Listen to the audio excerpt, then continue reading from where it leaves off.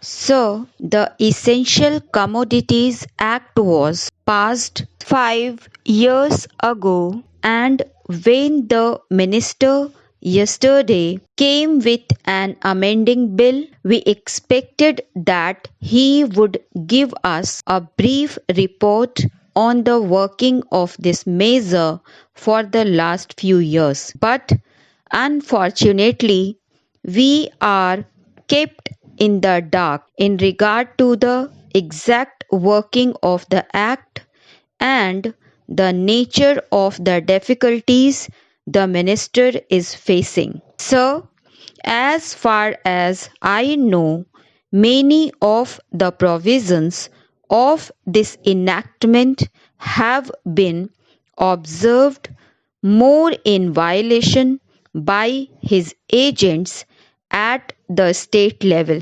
The food minister may be very earnest, may be very able, and may be very anxious to see that the various provisions of the Act are implemented in the most effective manner at the state level.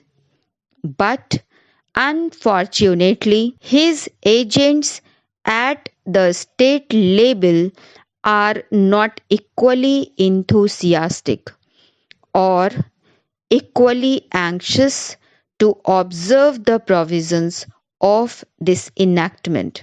The most important objectives of this enactment are to control the supply and distribution of commodities and to maintain a stable price level. In regard to both these aspects, I am afraid that the government has failed to realize the objectives in view.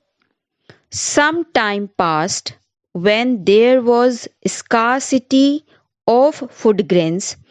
Attempts were made to make procurement from certain wholesale merchants and from rice mills. In my own state, I know of many instances of such procurement where, after making known that certain things had to be done and certain steps had to be taken by the merchant community, nothing was done later on by the government when they found that these very orders of the government were violated. As a result of the violations, there was a consequent rise in the prices of food grains. In respect of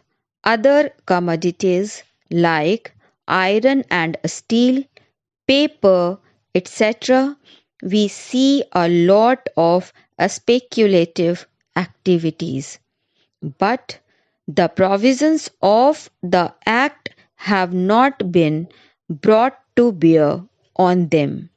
Perhaps no case of prosecution was launched against those people who contravened the various provisions of the Act. We are interested to know in how many cases the government have taken steps to prosecute individuals who have violated the various sections of the Act. The minister said that the powers under the Act were not adequate. We sympathize with the food minister, but I want to know what action has been taken in this regard by the various state governments.